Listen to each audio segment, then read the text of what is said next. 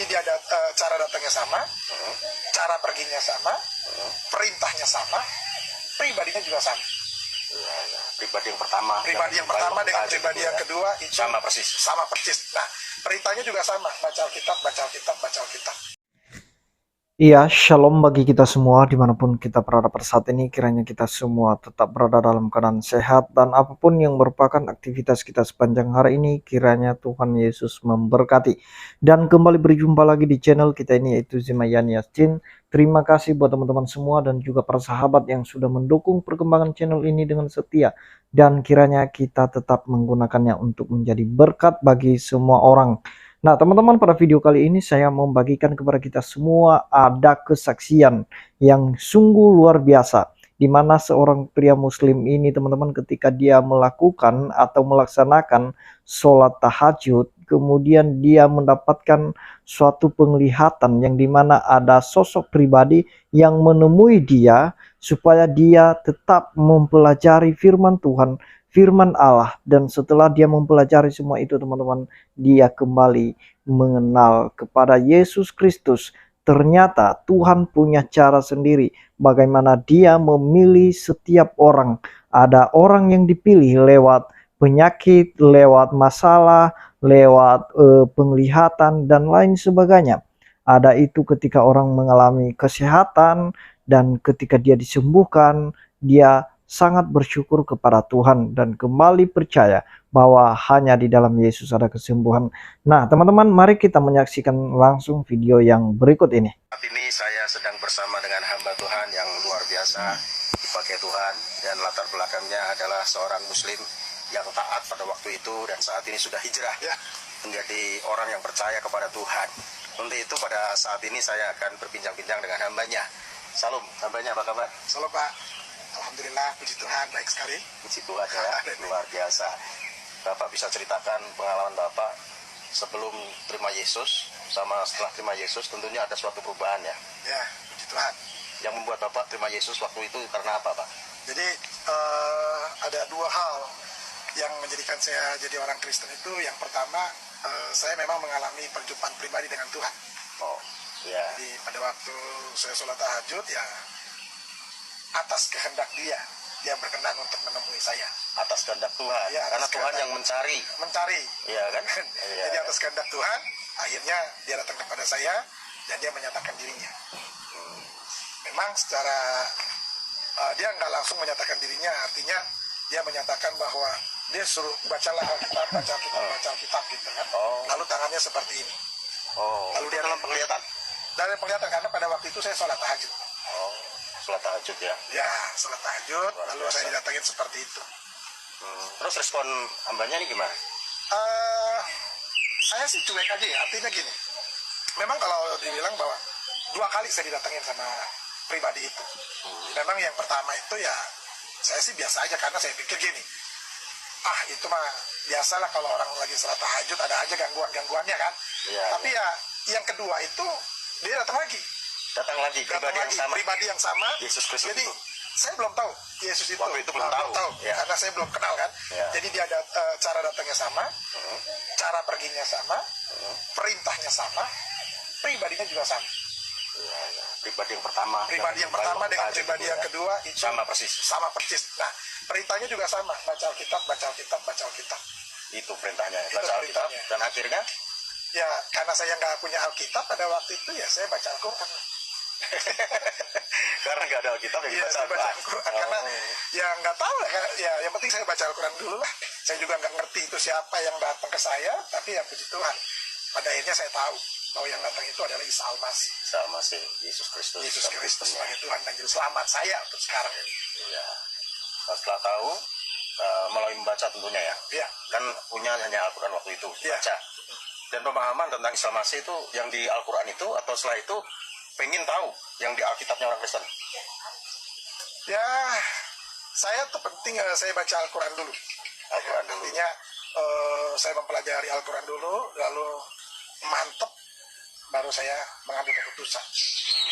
Karena saya juga nggak sembarangan kan untuk, karena ini masalah keyakinan dan masalah kehidupan saya pada akhirnya di akhirat nanti kan. Apakah saya surga atau neraka, nah itu kan menentukan. Makanya saya tidak sembarangan untuk mengambil keputusan itu. Iya, ya. Tapi setelah dipikirkan dengan pemikiran yang panjang tentunya ya. Ya, saya renungkan, gitu kan. Lalu pada ini saya mengambil keputusan, saya ikut ini. Isalmasi. Isalmasi. Luar biasa. Tentunya setelah ikut Isalmasi ada perbedaannya ya. Sebelumnya kan taat sekali menjalankan ibadah, ritual-ritual dan sebagainya gitu ya. Ya. Nah, itu kan tentunya juga merasakan sebelum percaya Yesus sebagai Tuhan dan Juru Selamatnya atau Isalmasi itu, dan setelah kan tentunya ada suatu perbedaan ya yang Ya, dialami. pasti. Seperti apa itu? Ya, perbedaannya adalah dari sisi keyakinan saya lebih yakin tentang hidup ini bahwa hidup itu harus pasti. Harus pasti. Terutama mengenai keselamatan itu harus ada kepastian. Apakah sebelumnya belum nggak ada kepastian? Kan mudah-mudahan. Masih mudah-mudahan ya. Kalau kita berjanji, misalnya saya berjanji sama Bapak, kita ketemuan yuk di kota sana atau di kota sini, saya bisa aja ya, jika Tuhan menghendaki ya gitu kan. Jika Tuhan menghendaki ya kita bisa bertemu. Tapi kalau bicara masalah keselamatan, tunggu dulu. Keselamatan ini yang antara surga atau neraka. Dan saya percaya setiap manusia di muka bumi ini pastinya siapapun dia menginginkan surga. Semua. Karena surga itu adalah tujuan utama dari setiap manusia di muka bumi ini. Ya, dan untuk Siapapun orangnya. meraih surga itu, yang siapapun orangnya pasti tujuannya ke situ. Tujuannya ke situ. Sehingga manusia ini memiliki banyak agama dan kepercayaan. Betul. Nah, tapi untuk menuju surga itu, jalan mana yang harus kita itu. Itu yang paling penting. Karena kalau kita nggak tahu jalannya menuju surga, ya nggak bisa. Nggak bisa. Walaupun orang bilang begini, banyak jalan menuju Roma. Ya kan? Banyak jalan menuju Roma. Tapi hanya satu jalan menuju surga. Nah, itu yang Jadi jalan menuju surga hanya satu. hanya satu yang melalui Yesus Kristus. Yesus Kristus Tuhan yang dipercayai oleh hambanya untuk saat dan ini juga saya. Ya, puji Tuhan. Artinya ada kepastian itu ya. Ada kepastian. Nah, setiap manusia butuh sebuah kepastian. Kalau tidak ada kepastian, pastinya orang itu tidak akan pernah melangkah. Betul ya. Apapun agamanya dan siapapun orangnya, apapun profesinya, jabatannya, kehidupan sosialnya, itu pasti mau apa ya? Pengen kepastian. Ada kepastian. Kalau nggak ada kepastian ya tentunya dia tidak akan pernah jalan. Ada keraguan, ada ketimbangan, gitu ya. Tentunya tidak akan pernah melangkah gitu kan. Tapi ketika ada satu kepastian dia pasti mengikut. Itu saya. Dan itu ditemukan melalui Isalmasi. Isalmasi. Jalan yang pasti. Karena dia ketika saya akhirnya ya saya baca Alkitab dan menemukan akulah jalan, akulah kebenaran, akulah kehidupan. Tidak ada orang sampai kepada surga tanpa melalui Yesus Kristus Tuhan itu. Itu yang saya bilang, banyak jalan menuju Roma, tapi yang satu jalan surga menuju surga. Satu hanya jalan. satu. Nggak ada Yesus lainnya. itu. Nggak ada duanya. Dan itu Haleluya. luar biasa. Sudah ditemukan. Nah, di dalam Yesus Kristus Tuhan, dalam Amin. kehidupan hambanya ini. Puji Tuhan. Luar biasa ya. Jadi ada kepastian itulah yang membuat hambanya ini ya giat sungguh-sungguh mengiring Tuhan. Ya. Walaupun ada tantangan, rintangan, hambatan, tekanan, ya tetap. Karena ada satu tujuan yang pasti. Betul. Surga kekalahan. Sehingga tetap cinta Tuhan. Amin. Tetap mengasihi Tuhan. Tetap melayani Tuhan sampai sekarang ini. Ya. Puji Tuhan. Ya. Saya mau kasih pesan untuk sahabat-sahabat Ya. dimanapun berada, Bapak Ibu dimanapun berada, saudara-saudara dimanapun berada. Hidup ini jangan sampai kita mengalami sebuah penyesalan. Ya. Karena di dalam kehidupan kita ada 5 penyesalan. Yang pertama penyesalan satu hari, yaitu nasi sudah jadi bubur. Lalu penyesalan yang kedua itu penyesalan 1 bulan. Kalau kita salah potong rambut. 1 bulan saja ya. Nah, penyesalan yang ketiga itu penyesalan 1 tahun. Kalau kita tidak naik kelas. Tidak naik kelas. Iya. 1 tahun. 1 tahun. Penyesalan yang keempat itu penyesalan seumur hidup. Kalau kita salah pilih pasangan hidup. Pasangan hidup. Kenapa? Karena di dalam Kristen itu Nggak maut ya. tidak ada perceraian, Tidak ada perceraian. tidak ada poligami, yang ada mautlah yang bisa memisahkan. Lalu penyesalan yang kelima, ini penting, Nah, ini perlu yaitu dicatat. penyesalan kekal. Penyesalan Apa itu kekal. penyesalan kekal? Kalau kita salah pilih juru selamat, Kalau kita salah pilih juru juru selamat, menyesalnya seumur hidup. kekekalan. Dan setelah itu sudah tidak ada kesempatan. Tidak ada lagi, kecuali kalau dia memang mau datang. Nah, Ya, selama nafas masih ada tentunya masih ada ya.